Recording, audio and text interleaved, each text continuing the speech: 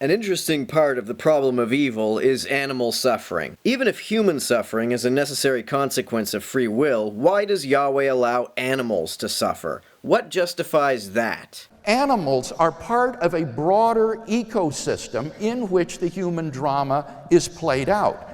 And such an ecosystem must be balanced if it's to be viable. It is no accident that every ecosystem involves predators of some sort.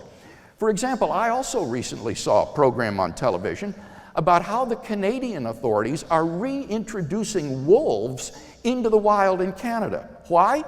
Because in the absence of these predators, the caribou herds were overpopulating because there was no one to pick off the diseased and the aged, and as a result they were overgrazing and therefore dying of starvation. This assumes that a god is incapable of maintaining ecological balance without imposing suffering on these animals. If Yahweh is really omnipotent, why would he even give animals any capacity for suffering? In his book, Nature Read in Tooth and Claw, published by Oxford University Press, Michael Murray explains that there is really a threefold hierarchy of pain awareness.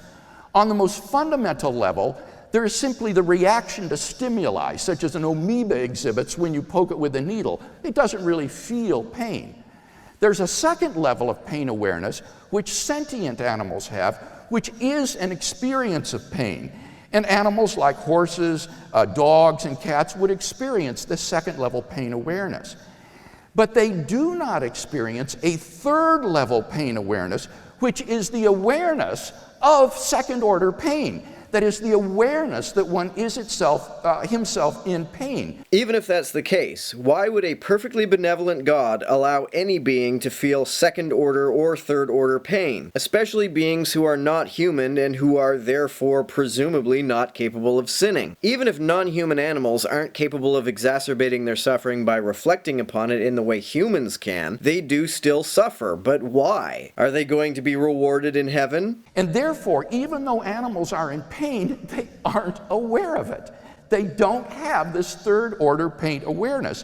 They are not aware of pain, and therefore they do not suffer as human beings do. Craig cites this fact as though it solves the problem of animal suffering. It's a mystery as to why animals experience any kind of suffering. Craig has said in other debates that animals are not capable of sinning. The example he gave was something like if a lion kills another lion, that doesn't really count as murder. I wasn't able to find the exact clip in which he says this, so let me know if you know which one I'm talking about. If a benevolent and omnipotent God exists and animals are innocent, then it is paradoxical that any animals suffer to any degree. The problem is that we are so often guilty of anthropopathism.